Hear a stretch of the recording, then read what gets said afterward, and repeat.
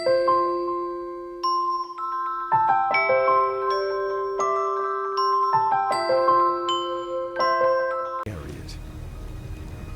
man who betrays Jesus in the most infamous act of treachery ever.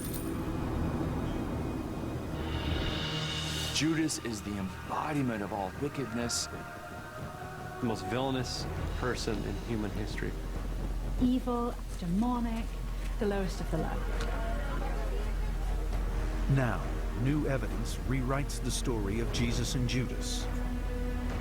A lost book of secret knowledge, condemned as heresy 1,800 years ago.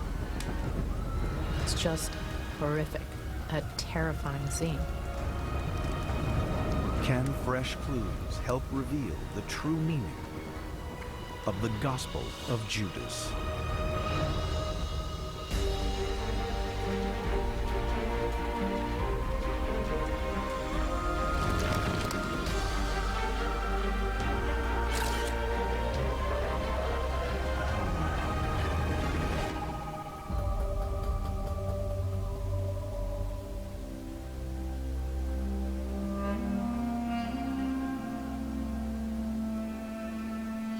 Judas has been one of the greatest villains in human history. Judas has become the symbol of the ultimate traitor. The man who sells out Jesus for 30 pieces of silver. Judas's crime is so easy to understand and at the same time so terrible. He betrayed his friend. Along comes a bombshell, a newly translated ancient manuscript. Just 25 tattered sheets of papyrus, written in the ancient Coptic language. The lost Gospel of Judas. It challenges our contempt for Judas's character. But now, will missing fragments of text complete the Gospel and force us to reconsider Judas's role in the story of Jesus? The story of Jesus, the story of the crucifixion, is not so much a whodunit, it's a why done it. Why did Judas betray Jesus? That's really the biggest question in the entire gospel.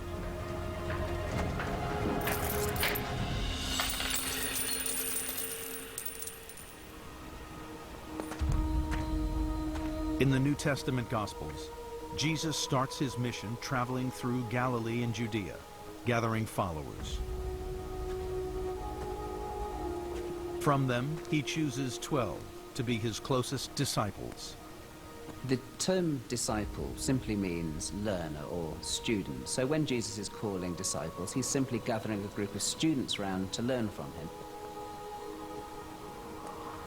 The disciples come from a wide range of backgrounds, from fishermen to tax collectors. There was recruitment by Jesus, deliberate recruitment, and he wanted a diverse group. Judas may well have been one of the very first he recruited. Jesus was a pretty good judge of character. Anyone who Jesus had chosen as a disciple must have had something going for him. Judas was the treasurer of Jesus' 12 disciples. He was the one Jesus trusted with the money. Jesus saw in Judas the kind of man that he wanted to be his follower.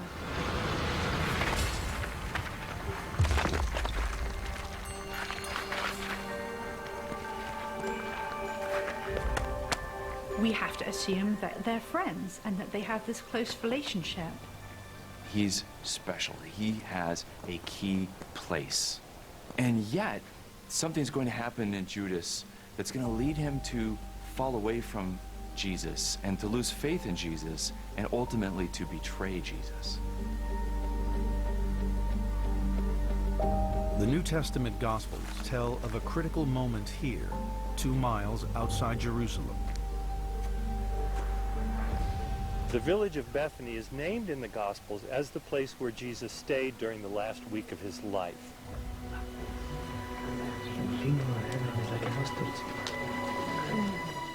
The Gospel of John places the scene in the house of Lazarus, the man Jesus raised from the dead.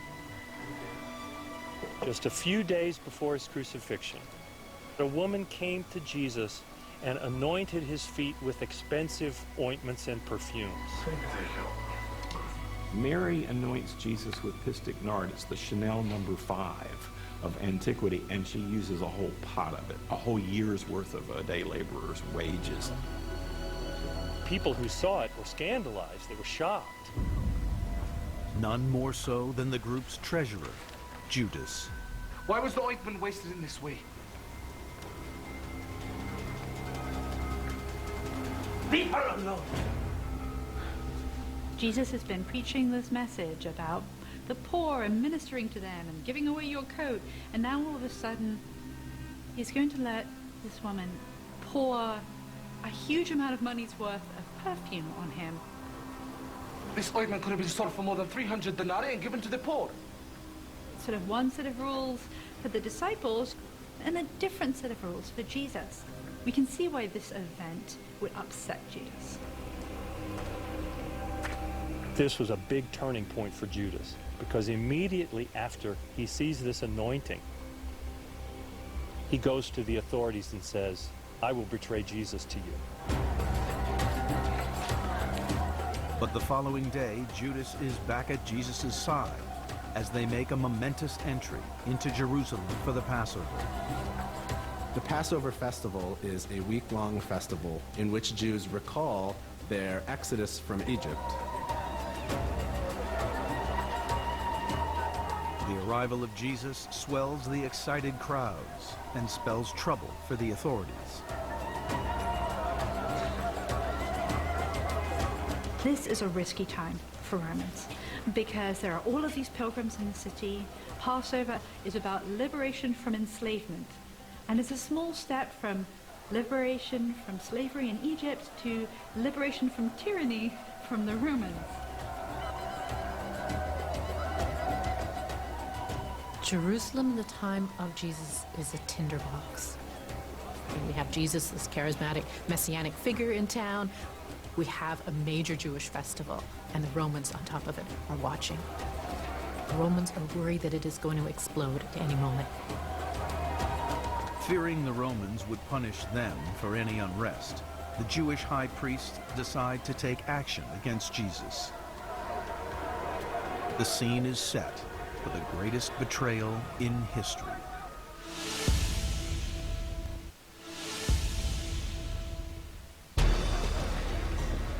Judas Iscariot, the man who betrays Jesus.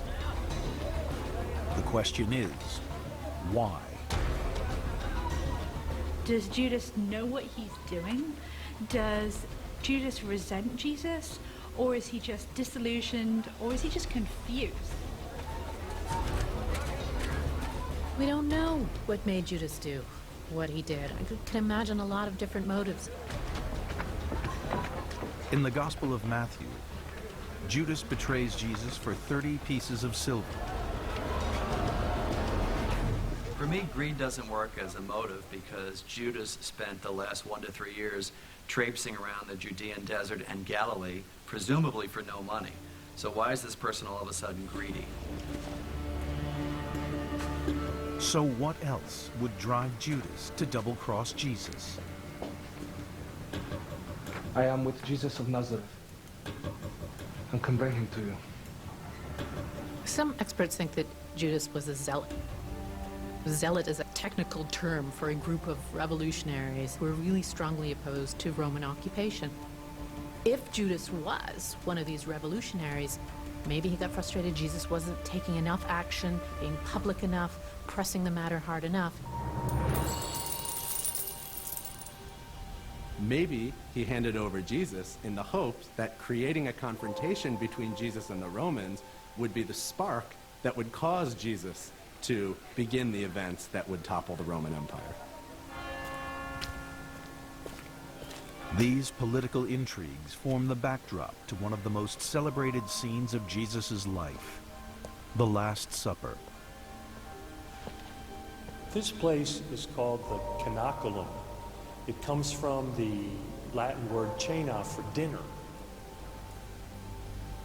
And this is the traditional site where the Last Supper took place. When Jesus and his disciples meet for the Last Supper, the tension is really building up. Through the week that they've been in Jerusalem, there have been increasing conflicts with authorities. Something big was about to happen.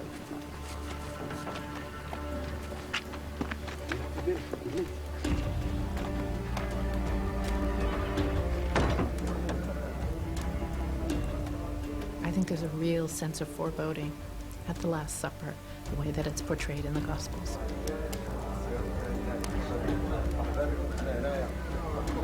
There's that moment at the meal, this intimacy. To eat a meal with somebody is to be family with them.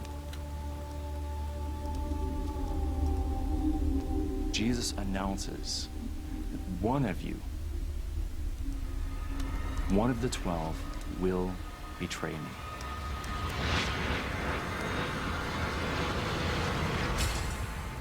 Jesus is taking them on a path they did not expect.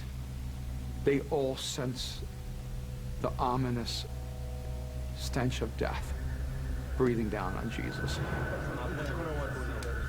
And they don't know what to do. It is the one to whom I give this piece of bread when I have dipped it in the dish.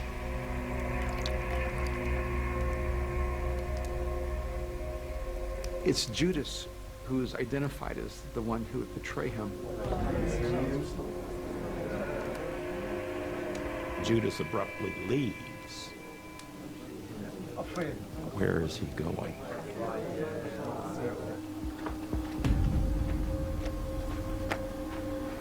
Here you have the Last Supper.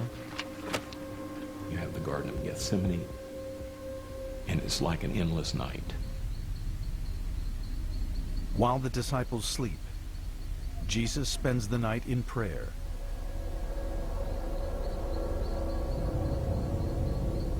He's so anguished, so filled with agony that he's sweating blood.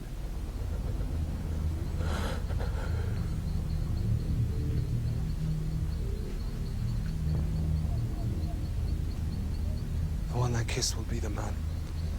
Arrest him and lead him away.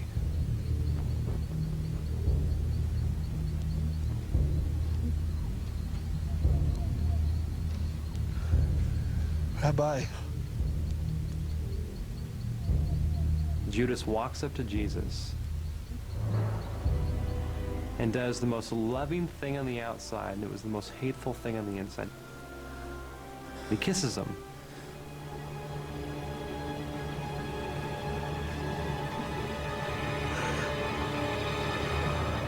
Jesus of Nazareth!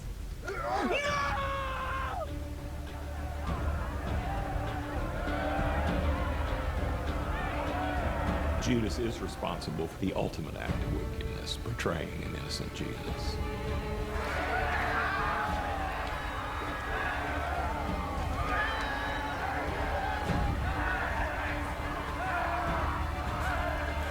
From that moment, the name Judas is synonymous with traitor.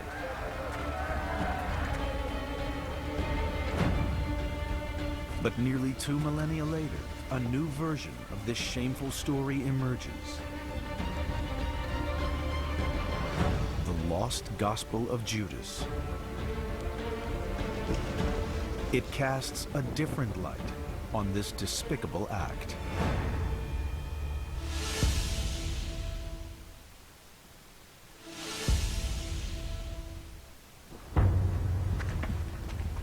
(1978). A mysterious stone box is unearthed in the Egyptian desert.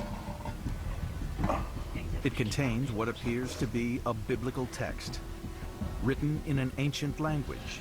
No one yet knows what it says. It's like a cross between the Maltese Falcon and an Indiana Jones movie.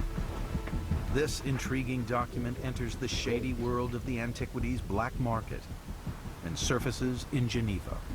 That's where the banks are, that's where the rich people are. It's the glitziest black market you've ever seen. Stephen Emmel, a specialist in ancient languages, arrives in Switzerland to investigate. The Egyptian government doesn't give permission to remove artifacts unless they've been part of an archaeological undertaking. So we assumed that the manuscripts are illegal. The whole feeling of the meeting was a bit clandestine. The Egyptian man, whom I understood to be the owner of the papyri, gave me the impression of being very tense, very wired and keyed up. I had the impression that he might be the kind of person who would carry a gun. Emmel and his colleagues are being pressured to decide their value, even without knowing exactly what these pages are from. I began to see the name Judas. It was a work in Coptic that I wasn't familiar with. We were interested in buying them. What was the price? And then came a bombshell.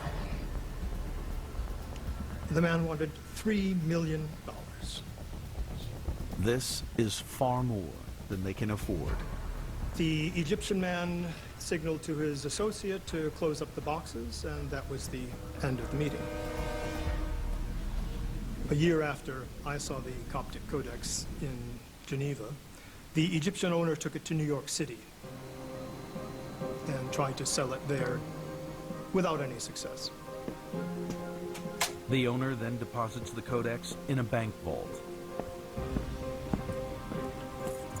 It stays there for nearly 2 decades until another buyer finally persuades him to sell. Here I am, opening again that safe. All the pages were glued together, and fragments of the pages were floating around.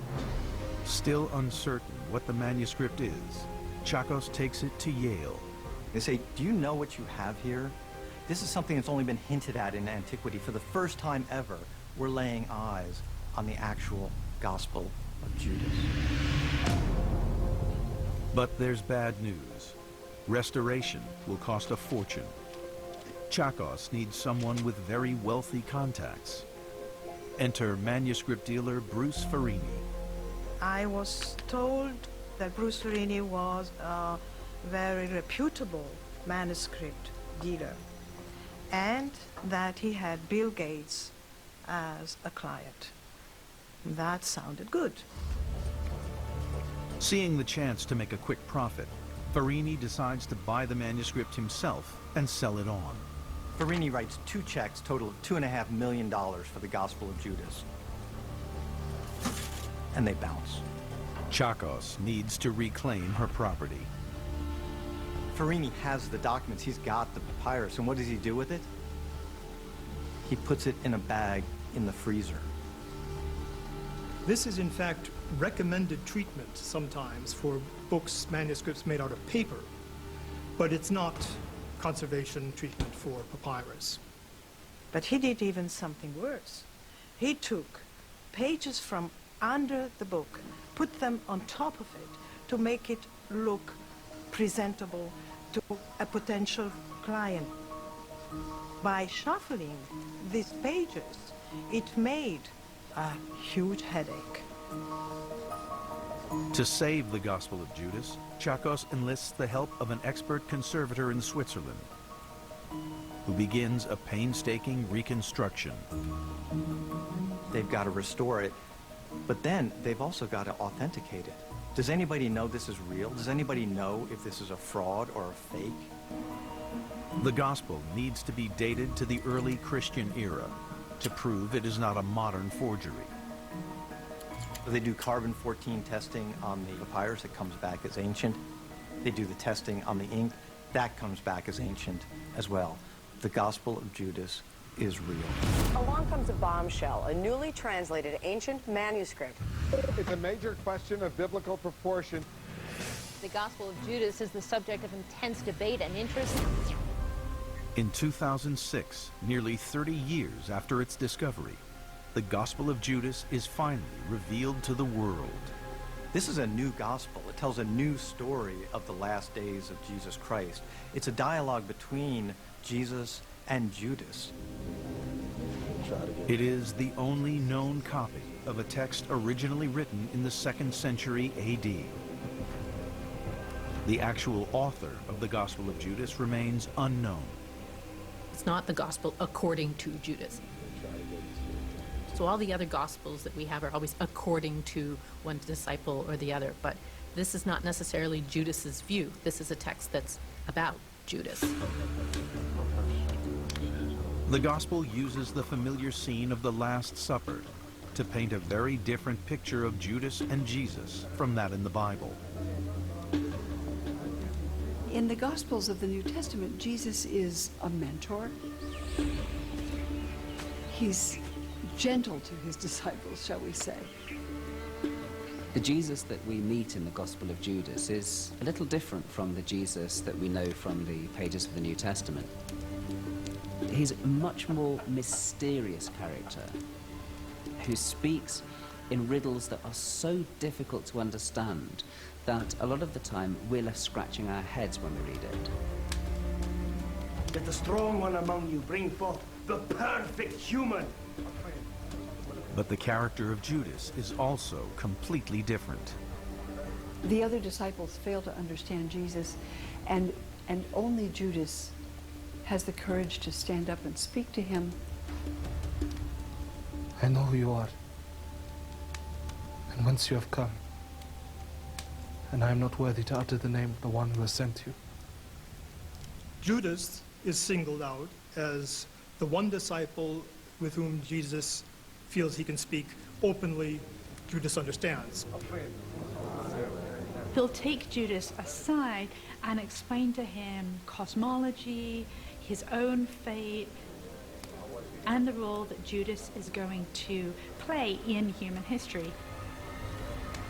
This lost gospel appears to give a new explanation of the betrayal of Jesus and exonerate the man reviled throughout history, Judas Iscariot.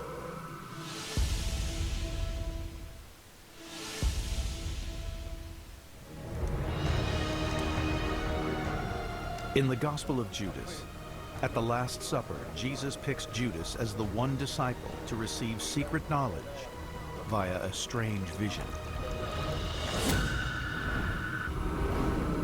Master! Suddenly, they're in a cloud, a luminous, radiant place. I have seen a great vision.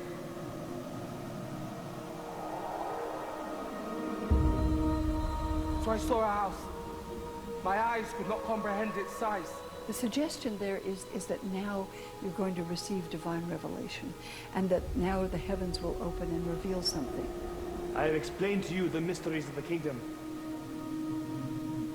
And he's illuminated by Jesus to understand that what he has to do is a necessary part of God's will. He's not a betrayer. He's not motivated by money or malice or jealousy or anything else except the obligation to obey Jesus. Judas steps into the cloud of light, that is, into the place where he will be spiritually enlightened. Judas. Judas is transformed by the vision. He now understands that he is part of a sacred mission. Jesus wanted to be sacrificed. He asks Judas to betray him. And Judas says, "Why me?" Jesus tells him, "Because you're the closest to me. I beg you to do it."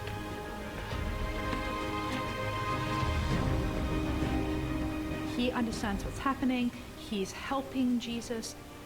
He knows that because of what he has to do, he's going to be hated forever.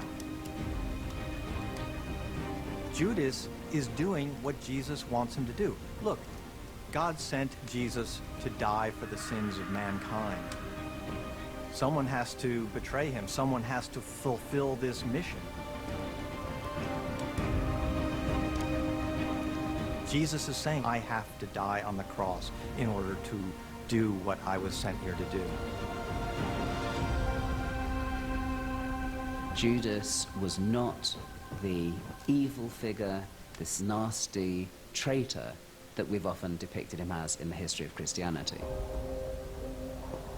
Judas, the quintessential traitor, is actually the hero? This is hugely shocking. It's stunning.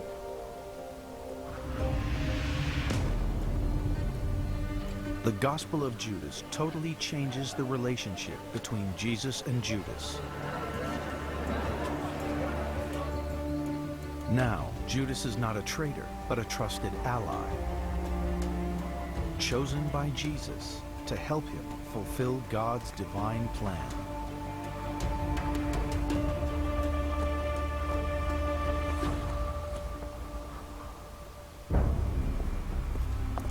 Then, in 2007, another biblical scholar starts to doubt this interpretation. I began to do my own work translating the Gospel of Judas. And what I began noticing is that there were certain selections of words in translation that didn't reflect the actual Coptic language. And so this caused me to really sit down and take a second look at this text and start to ask the questions, what do we really have here? April DeConnick has come to Geneva to the Bodmer Foundation, now keepers of the Gospel of Judas, to see the actual papyrus for the very first time. Oh my gosh, look at that. Just as Judas is finally being rehabilitated, April DeConnick takes a look at this papyrus and finds, wait a minute, it's not saying what we think it is saying. So there are mistakes in the translation from the very first page, in fact, the very first line. There were certain word choices that were being made, and there were certain reconstructions of holes in the manuscript that were being made that didn't reflect what I saw there. DeConnick re-examines a key moment in the Lost Gospel, when Judas receives his vision. Master! The biggest problem, I think, in the original translation was this line here. So in the Coptic here, Jesus calls Judas the 13th daimon. And daimon was translated in the original translation with the word spirit. You 13th spirit! Why do you try so hard? But in fact, this word means demon. This single word changes the whole interpretation. I have seen a great vision. You 13th demon. So the Judas that I saw when I did my own reconstructive work, he's not a hero. Judas is a fallen angel. He's a demon.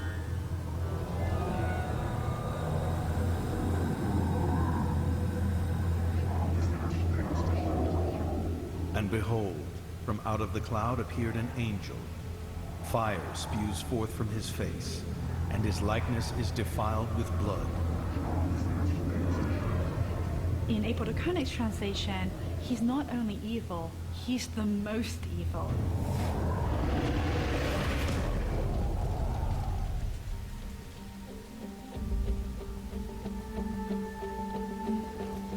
But in 2008, previously unseen pieces of the Gospel of Judas begin to emerge. There's always one last twist with the story of Judas, and here we have another one. Bruce Farini, the dealer in Ohio, kept back a few of the papyrus fragments of the Gospel of Judas. These pieces are seized along with Farini's other assets when he goes bankrupt. For the first time, the Gospel of Judas is complete. And its real message is far more shocking than anyone could have imagined.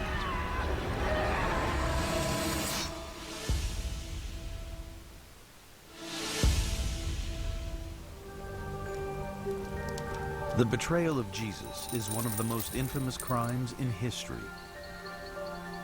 The discovery of the lost Gospel of Judas put Judas Iscariot on trial once again. Now new evidence in the form of missing fragments of the text has come to light. The most important fragment for scholars is the fragment on the final page, which is thought to resolve the question of who enters the cloud at the end of the text. Before these missing pieces resurfaced, scholars assumed that it is Judas who enters the cloud. Whoever enters the cloud is actually the one who ascends to the highest heaven. This final fragment clarifies that it is in fact Jesus and not Judas who enters the cloud. But Judas himself isn't the person that the author in the text is most interested in. Regardless of whether Judas is a good or bad character in this text, what most scholars would agree is that the Gospel of Judas is not really about the figure of Judas. The disciples are the ones being criticized by the author. The real shock reveal of the Gospel of Judas is that none of the disciples are good. That's what really probably should have been the headline. None of the disciples are that great. The Gospel of Judas is a damning portrayal, not just of Judas, but of all the disciples at the Last Supper. What's surprising is that the Gospel of Judas actually depicts the disciples as misguided idiots, people who don't have access to the truth. Really, Jesus treats them as a lost cause. In the Gospel of Judas, the other disciples are praying and venerating in ways that makes Jesus laugh at them. Why are you laughing at our Thanksgiving? And they seem to be leading people astray. It is what is right. I am not laughing at you!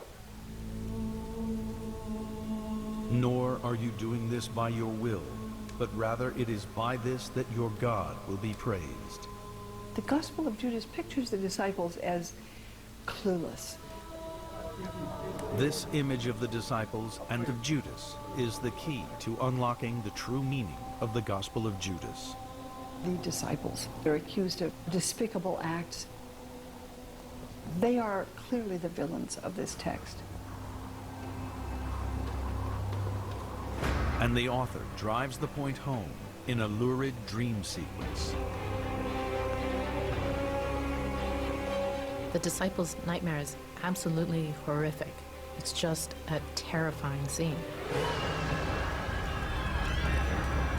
They are sacrificing their wives and children. There are men engaged in sexual relations with men. We saw a great house with the great altar in it. It's sort of a panoply of sin, and they're very frightened by this vision that they have, and they're not really sure what it means. 12 people whom we say are priests. Jesus responds by saying, terrible things are going to be done in my name, and in fact, you're going to be the ones who are doing it. You who receive the offerings for the altar that you have thought. They think that they're following God. They think that they're serving Jesus. They've been misled all this time.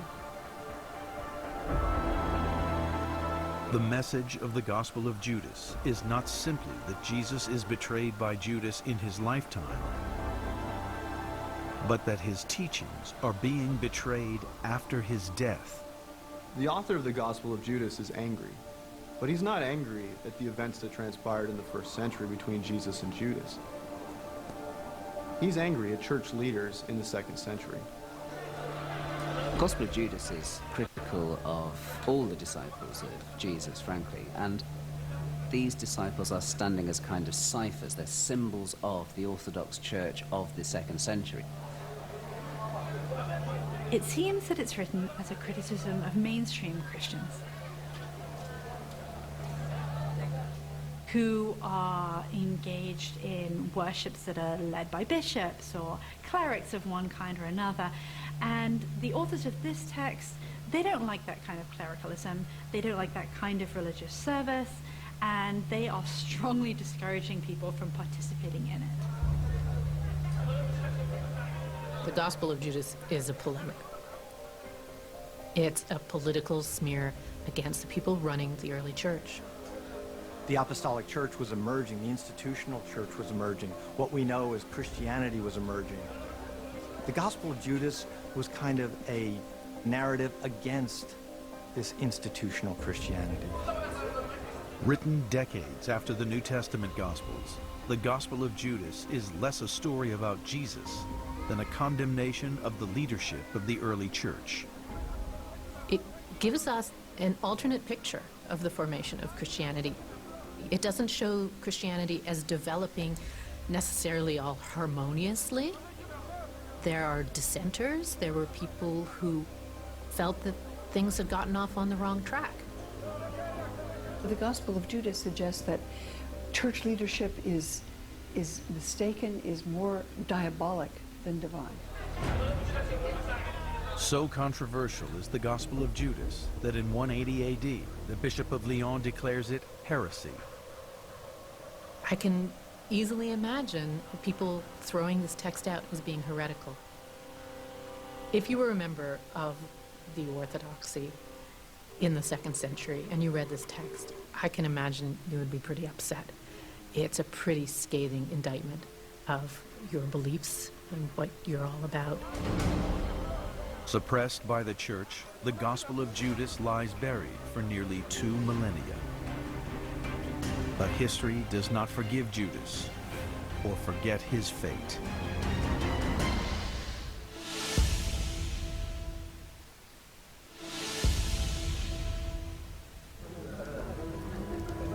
The newly decoded Gospel of Judas is more than just the story of the most infamous disciple. Why then is it called the Gospel of Judas at all? The author of the Gospel of Judas chose Judas as the leading figure in the text because Judas was a notorious figure. He was an attention getter in antiquity as he is today. Anyone who would choose to write a Gospel of Judas was certainly making a conscious decision to pick a figure who wasn't accepted by the Orthodox Church. The Judas character in the Gospel of Judas is not a great deal different from Judas as we see him on the pages of the New Testament. Judas has always been a complicated character. Ambiguity around Judas and the fascination has always been there. There's no way that the gospel writers would have made up a character in Jesus' inner circle who would have betrayed Jesus. He's not just kind of a mythical person. Judas obviously is someone who's going through a lot of conflict. He's a real person with real emotions. He's a person who had great hopes in Jesus. Those hopes were dashed. He colossally overreacted. And so he leads the Jewish authorities to Jesus in the Garden of Gethsemane. But that's not the end of the story. We don't really know what happens to Judas after he betrays Jesus. Does he follow Jesus through the trial scenes just to see what happens? Does he see Pilate condemn him to die? Does he perhaps watch the flogging and have to feel the reality of what he's done? When it becomes clear that they're not just going to do away with Jesus, but they're going to publicly shame him on a cross. Judas apparently had second thoughts.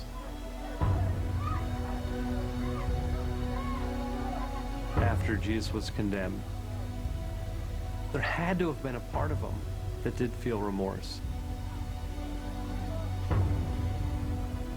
Judas clearly feels guilty after he's done this thing. We see a lot of his conscience. I have sinned by betraying innocent blood. He takes the money and he throws it back. It's this blood money, and he doesn't want to get his hands dirty with it. There's something terrifying about Judas, that you can be doing so well and then make a mistake from which you can never come back.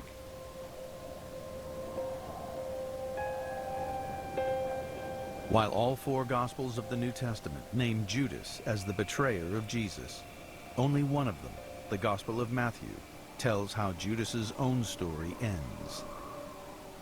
For me, the story of Judas is a tragic story. It's not the story of God giving up on Judas, but Judas giving up on himself. He regrets, but he doesn't repent. And he doesn't trust that he can be forgiven, and so he despairs and hangs himself. If you're a Jew and life is the greatest gift of God, you don't go out and kill yourself unless you have been absolutely, you've shamed yourself, you've shamed your family.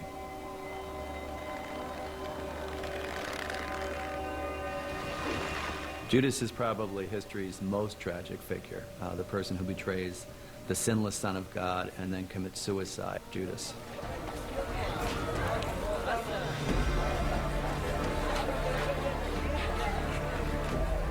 Judas is compelling to people because this is someone who knew Jesus and somehow didn't make the right choices. I do feel sorry for Judas because in many ways he's become such a villain, and yet he was a human. If we're humble, if we're honest, we can say, you know, I'm like Judas sometimes as well. Whenever we try to paint someone with a singular stroke, we really do an injustice. When we try to paint Judas as if he's only evil, we don't see in him what Jesus saw in him.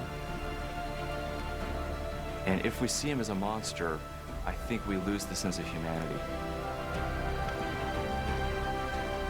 Maybe we can't rehabilitate Judas, but at least we can have some empathy for him.